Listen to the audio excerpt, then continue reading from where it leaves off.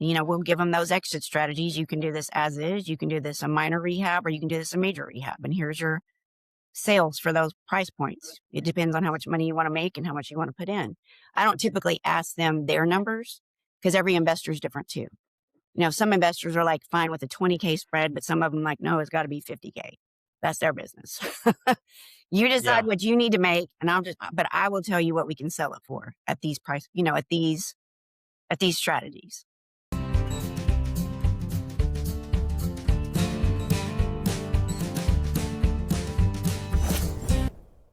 Property insurance for real estate investors doesn't have to be difficult, but it does need to be there to protect you when you need it. MyInvestorInsurance.com not only provides insurance at 15 to 30% cheaper than traditional agencies, it's built specifically for real estate investors like you.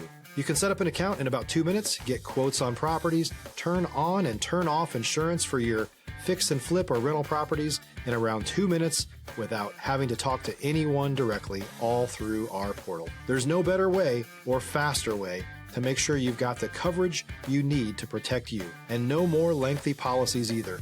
Once you're set up, you're billed monthly and prorated by the day for however long your policy is active. It's powered by MSI, the third largest independent MGA, with 1.5 million customers and more than $1 billion in cumulative premiums written. Get set up today in about 2 minutes at myinvestorinsurance.com/fuel. Hey folks, welcome back to the show. Today's guest, Jessica Buchanan, is an investor-focused real estate strategist and lead agent who works hands-on with both homeowners and real estate investors. She specializes in front-end deal evaluation, walking properties with a project manager to assess rehab scope and cost before purchase. Welcome to the show, Jessica. Thank you. Thank you very much. Now, when we talk about the ability to walk properties and to assess rehab, this is a skill that is very much needed, and that also, I'd say, is a niche skill, and that not that many people outside of general contractors really seem to focus on this or possess it. It's critical for especially a lot of new investors that want to get involved in the business, because it's something you can make a lot of money at. But those first time investors, I think they get a little deep sometimes, and they don't realize what they're looking at, and they'll just take, there's a lot of unexperienced wholesalers out there, unfortunately, whose, ARV is really not accurate, or their rehab cost is not accurate. So for an investor who really doesn't know what they're doing, but wants to get involved, I think it's important to find that agent or that team that can basically help you from beginning to end and just give you some transparency on what you're dealing with.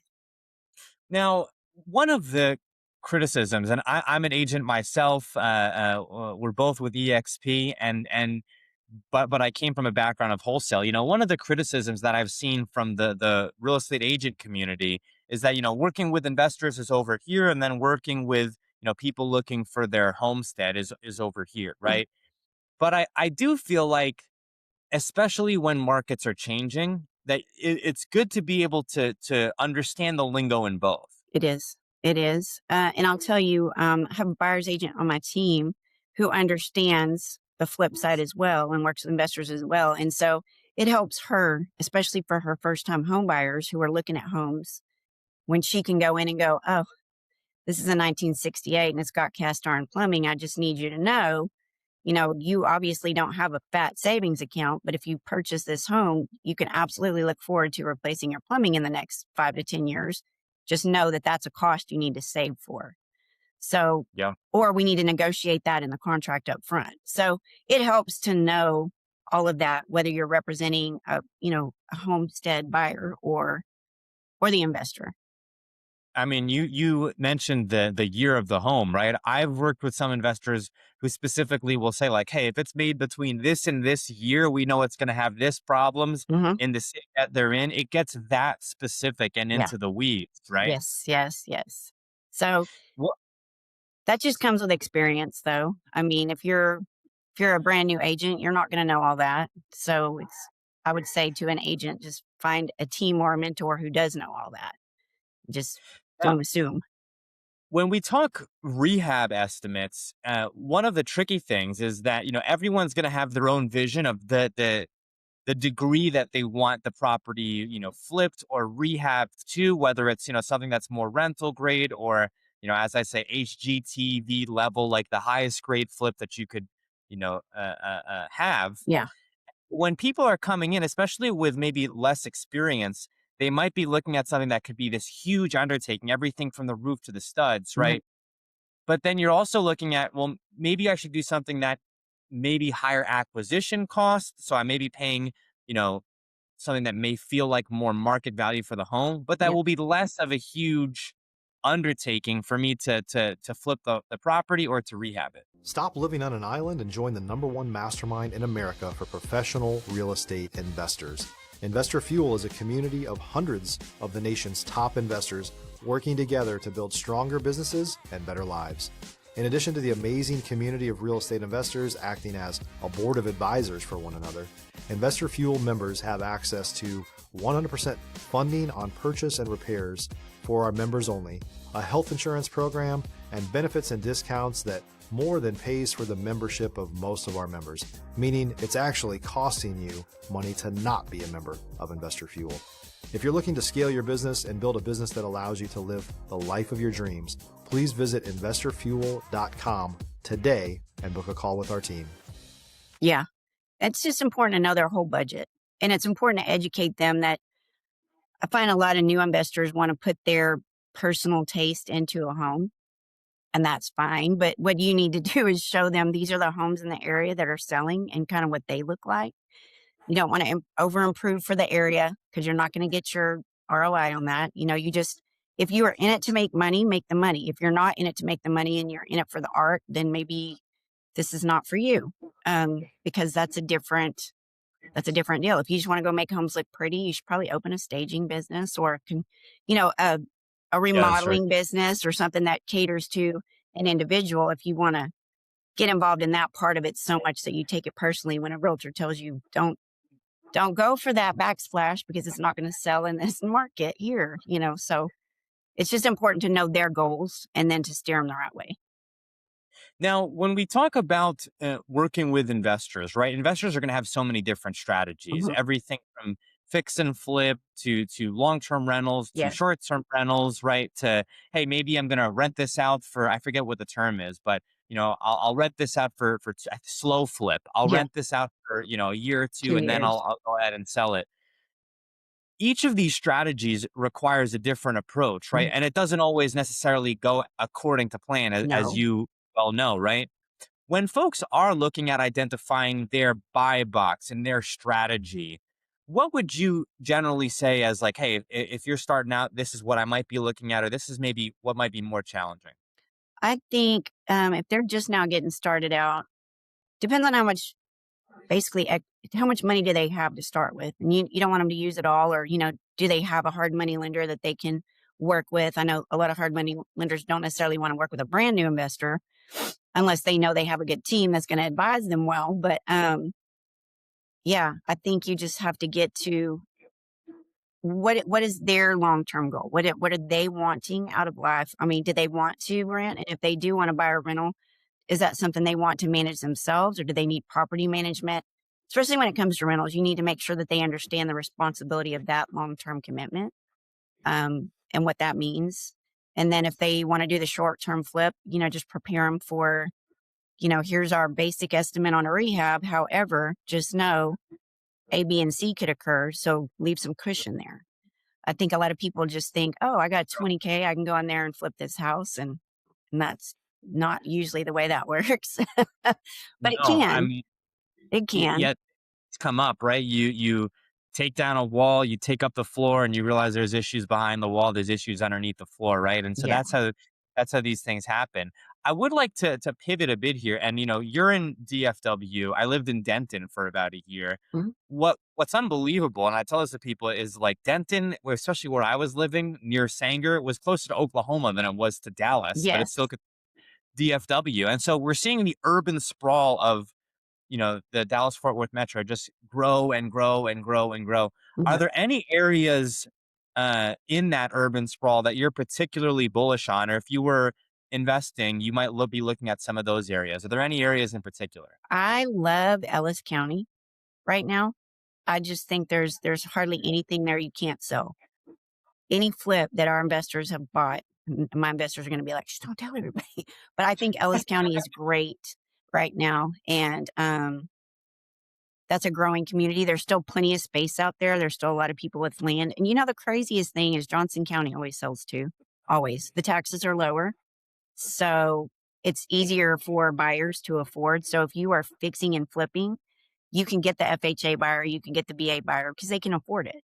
Those taxes are not going to price them out of that house payment. Whereas Dallas County or, some of those other counties are, they're not as affordable. Once you get that house payment, that's great. But then the taxes get added and then it prices them out, for their financing. If you're looking for consistent, high-quality leads, look no further than Investor Machine. Investor Machine isn't just another agency. It's the most sophisticated, data-driven lead generation company on the planet for real estate investors, and serves the role of being not just a lead generator for your business, but a marketing partner that is helping you achieve your goals along the way. Go to investormachine.com to learn more and schedule a call with our team today.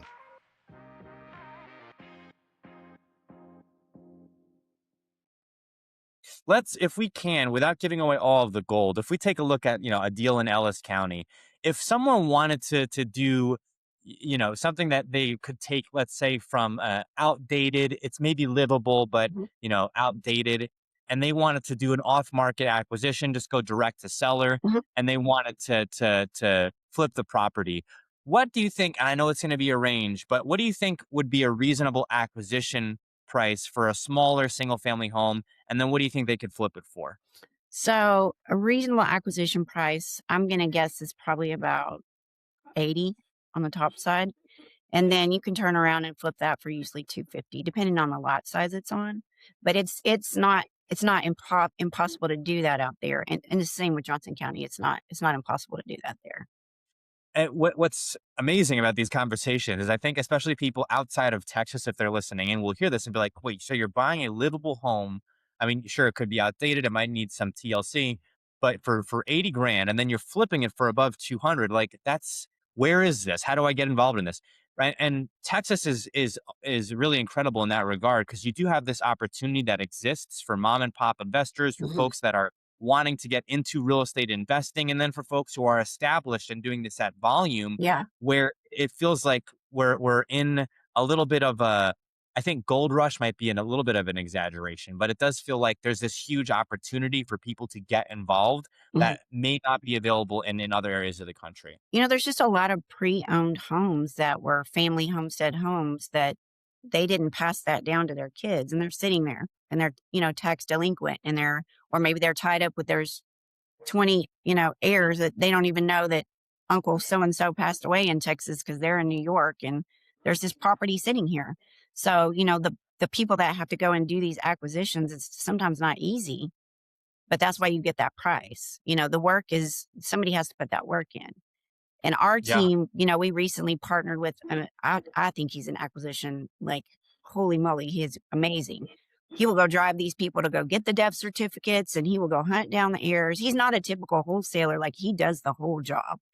So by the time our investors get the property, it's ready to close. It's not going to get tied up in title anymore because he's already done that part. So he definitely earns his fee. We love him. And then it goes to our investor who evaluates the deal. We'll give them those exit strategies. You can do this as is. You can do this a minor rehab, or you can do this a major rehab. And here's your sales for those price points. It depends on how much money you want to make and how much you want to put in. I don't typically ask them their numbers because every investor is different too. Some investors are like fine with a 20K spread, but some of them like, no, it's got to be 50K. That's their business. You decide what you need to make, and but I will tell you what we can sell it for at these price, at these strategies. You mentioned the wholesaler like earning their assignment fee, and one of the things that people don't understand or maybe underestimate is the level of effort. It's almost like being a triage coordinator. You're having to go in, you're having to potentially bring people together, you're having to go through probate issues. I mean, in certain situations, there could be just issues within the family, right? And so in addition to the underlying real estate deal and to get in the contracts, it's a lot of moving pieces and a lot of It interpersonal, is. which can go somewhat underestimated. If you're a new or newer real estate investor looking to launch or grow your real estate investing business, please check out Investor Fuel Club. It's a coaching community, but unlike anything you've ever seen before. And you can actually partner with members of our mastermind from coast to coast on deals right in your market. There's no better opportunity to build a consistent business than to literally partner with pros to help you avoid costly mistakes, avoid the need for capital to do deals, and help you eliminate your fears as you're starting your business. Learn more about Investor Fuel Club at investorfuel.com/club. Yeah. And the problem is there's so much, like, I did wholesaling for all of, maybe 9 months before I decided to go get my license and be a realtor. But I think there's so much education out there. And not all the wholesalers go all in. They're like, oh, this is going to be so easy. I'm just going to go do this and make my money. And they don't realize, in order to be what I consider a professional, there's a whole lot more to that job.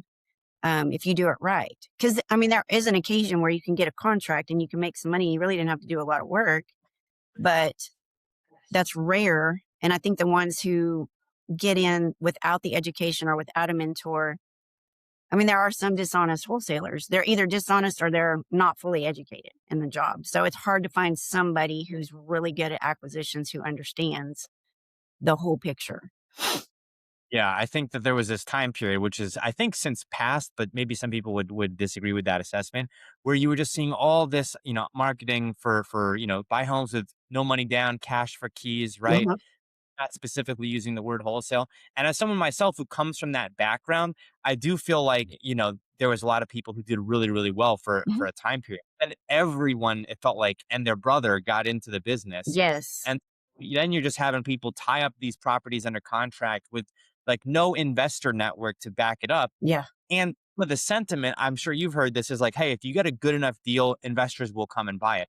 I've actually not found that to be true in my personal experience. You can get an incredible deal, right? Mhm. But just have no ability to dispo that property. You're not familiar with that process. You put it in like 3 groups on Facebook, and now you're stuck holding the bag on this contract that you just potentially told a seller that you're going to buy it on, right? And so Yeah. that's not completely transparent either, because you're not buying that property. You're really, the middleman there. Exactly. Exactly. And I think, yeah, like you said, there was a time period where that was not conveyed to the people who are getting into the business. They didn't realize the bigger picture, which is there probably are errors. There's a reason that property's sitting there. There probably is, some sort of tax delinquency or something that you're going to have to help clear up, or the investor is going to have to clear up that you want to buy. And if you take a property that's that messy to an investor, they're likely to go, yeah, no, I don't want to mess with that. No, I'm not going to spend a year trying to get that straight. Like when there's this other property here ready to rock and roll, it just doesn't make sense. 100%. 100%. We are coming up on time here, Jessica. Any new projects that you're working on? And then as well, what's the best way for folks to reach out to you? Sure, sure. Our newest project really is just to branch out to more investors. The new system that we have is basically it's a team. Everybody's individuals, but we work together. We call it the property plug. But there is we've just added acquisitions to our team office with the project manager, and then we have probably about 3 or 4 investors that we work closely with. But it's a whole system. He gives us the property. My project manager and I, the investor will lock up the property for, the 3-day option. We go walk it. We will give you the full property evaluation, the rehab costs, and then I'll give you the 3 exit strategies. And if they're interested, then they go ahead and they close on the deal. And then the project manager gets his crew. They start the rehab, hand it off to me. We get it listed, and it's a great synergy as far as that goes. And they're still I'm still going to help my friends buy and sell their houses if they want, or I'll hand them off to one of my, network partners, agents or whatever referral. But, and same thing with the project manager. He can do other projects, or, the acquisitions guy. If our investors can't buy it, they hand them off to somebody else because he's got a pretty big list of investors. But it's just, I think that especially for the newer investors or investors that are out of state that don't have boots on the ground, I think that we offer a really good product and a package. And I think that's what we'd like to do, is just to kind of expand on that. Jessica, thank you so much for joining us today. Thank you for having me. I appreciate it very much.